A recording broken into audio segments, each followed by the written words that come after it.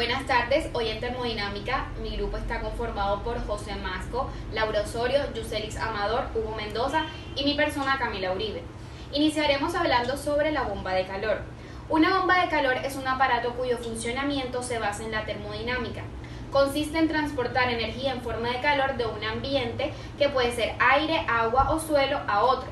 Este proceso se genera a través del cambio de estado de gas a líquido de un fluido refrigerante por medio de la temperatura ambiente y con ayuda de un compresor. La bomba de calor tiene la capacidad de capturar energía de fuentes externas y gratuitas. Esta característica hace que sea un equipo que multiplica la potencia eléctrica de accionamiento del compresor, transportando calor útil de forma altamente eficiente. Según su funcionamiento, puede ser reversible, no reversible o termofrigobombas. Las reversibles tienen la posibilidad de funcionar tanto para calentar un ambiente como para enfriarlo, gracias a que puede invertir el sentido de flujo del fluido refrigerante gracias a una válvula. Los no reversibles solamente tienen la posibilidad de funcionar en el ciclo de calefacción, y los termofrigobombas son capaces de producir frío y calor a la vez. En el ciclo de bomba de calor poseemos 4 características: la compresión, la condensación, expansión y evaporación. En la compresión tenemos el compresor, que transforma el calor en calor la energía eléctrica y lo transmite al fluido refrigerante para elevar su presión y su temperatura. En la condensación tenemos que el refrigerante pasa de estado gaseoso a estado líquido mediante el intercambiador de calor, donde el fluido cede su calor al foco caliente y al enfriarse se produce la reacción exotérmica. El fluido cede su calor al foco caliente y al enfriarse se produce la reacción exotérmica. En la expansión tenemos que el fluido pasa por un dispositivo que genera una pérdida de carga, por lo que se produce una reducción de presión, reduciéndose la temperatura.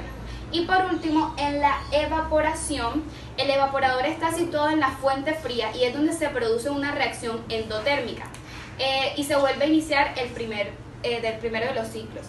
En la aplicación tenemos que las principales aplicaciones de las bombas de calor son la climatización de viviendas, locales comerciales, hoteles, etc. Dependiendo del entorno y las necesidades que tenga cada usuario, optará por una u otra. Sin embargo, también tienen otros usos, como el calentamiento de las piscinas. Aquí tenemos el motor del calentar de piscina. En el sector de la industria, el calentamiento de agua en lavanderías o limpieza, y en algunos procesos de secado como el del tabaco, los embutidos o el de la madera. A continuación hablaremos del refrigerador. Un refrigerador es un dispositivo cuyo objetivo es extraer calor de un cuerpo a una cierta temperatura y cederlo a otro que se encuentra a una temperatura superior.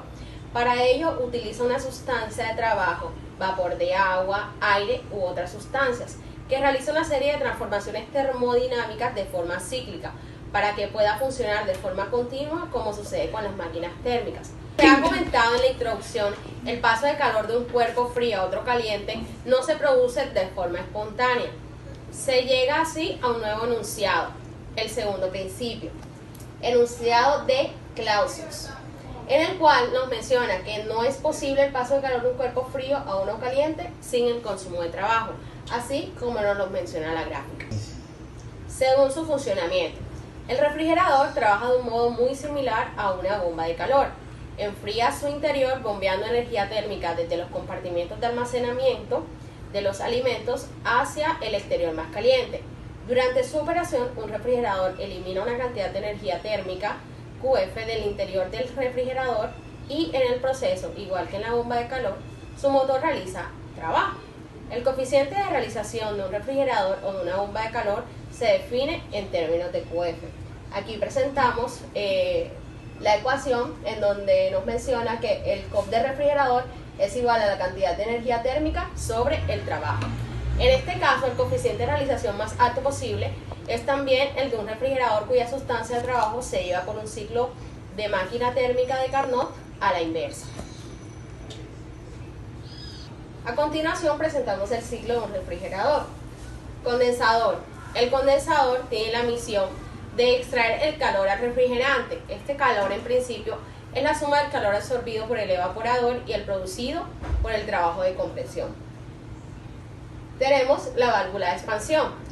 Su misión fundamental es, en el ciclo de refrigeración, es proporcionar la diferencia de presión establecida entre los lados de alta y de baja presión del circuito de refrigeración. Tercero, tenemos el evaporador, el cual este elemento es un intercambiador de calor que, por sus necesidades caloríficas, absorbe calor del medio en el que se encuentra, con el cual lo enfría. Y por último tenemos el compresor, cuya función en el ciclo de refrigeración es aspirar el vapor del evaporador y ayudarlo a entrar en el condensador. Este trabajo lo consigue mediante la aportación de una energía exterior, como lo es la electricidad. Situémonos en el punto 1, antes de la válvula de expansión, en el que el refrigerante se encuentra en estado líquido. A una cierta presión, su paso al evaporador lo controla la válvula de expansión, lo que quiere decir que cuyo funcionamiento es regulado por la temperatura y por la presión. Esta válvula le produce una pérdida de carga al refrigerante. La válvula es la que regula las dos partes del ciclo frigorífico, la zona de alta presión y la zona de baja presión. Esta bajada de presión en el evaporador hace que el refrigerante hierva y se produzca su evaporación, absorbiendo calor del recinto en que se encuentra a través del aire del mismo y transfiriendo al líquido. El refrigerante entra en el compresor a baja presión y temperatura en forma de gas. Es comprimido aumentando su presión y su temperatura. Ahora entra en el condensador, como podemos ver acá. Mediante la acción de un fluido exterior, agua o aire, se le trae calor al refrigerante, lo cual produce un enfriamiento del mismo, favoreciendo su condensación hasta alcanzar el estado líquido. A partir de aquí es impulsado de nuevo hacia la válvula de expansión, donde se repite el ciclo frigorífico. Aplicaciones. Algunas aplicaciones típicas en la conservación, en particular de alimentos y también de enfriamiento de bebida para hacer su consumo más agradable. Es uno de los electrodomésticos más comunes en el mundo. El frío se produce mediante un sistema de refrigeración por compresión, alimentado por corriente eléctrica y a veces por un sistema de absorción usando como combustible queroseno o gas butano. Continuamos con máquina térmica. Una máquina térmica es un dispositivo cuyo objetivo es convertir el calor en trabajo. Para ello se utiliza una sustancia de trabajo, quiere decir un vapor de agua o un vapor de aire o gasolina, que realiza una serie de transformaciones de termodinámica de una forma cíclica para que la máquina deje de funcionar de una forma continua. A continuación, a través de dichas transformaciones, la sustancia absorbe calor normalmente de un foco térmico que transforma en trabajo. Este enunciado implica que la cantidad de energía que no ha podido ser transformada en trabajo se debe ceder de forma de calor a un foco térmico. Es decir, una máquina debe trabajar al menos entre dos focos térmicos. El esquema más sencillo de funcionamiento son los siguientes, donde Q1 es el calor absorbido del foco caliente y el trabajo producido, y Q2 es el calor cedido al fuego del frío. Donde Q es igual a la energía interna más el trabajo. Esto quiere decir que Q1 más Q2 es igual al trabajo, donde el trabajo es igual a Q1 menos Q2. En general se define la potencia y la energía interna entonces es nula. En general se define la potencia como el trabajo dividido por el tiempo. En caso de las máquinas corresponde entonces al trabajo producido en su segundo. El objetivo de una máquina térmica es aumentar la relación entre el trabajo producido por el calor absorbido. Se define pues como el rendimiento del cociente entre ambos. Si tenemos en cuenta la limitación impuesta por el enunciado de Kevin Planck, el trabajo es siempre menor que el calor absorbido, con lo que el rendimiento siempre será menor. Habitualmente se expresa que el rendimiento se expresa el rendimiento en porcentaje, multiplicando el valor anterior por 100.